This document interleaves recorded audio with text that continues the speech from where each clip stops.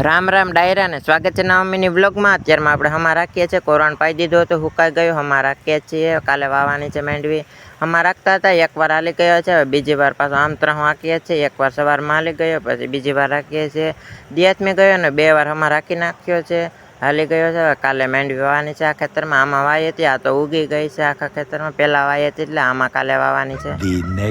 Good morning બધા મિત્રોને। તો બીજો દિવસ ઉગી ગયો ને અત્યારમાં આપણે માંડવી વાવવાનું શરૂ કરી દીધું છે। માંડવી વાવીએ છે, અમે અમારા હાલે છે બળજુનો પેસેલ, માંડવી વાવવાનું કામ હાલે છે।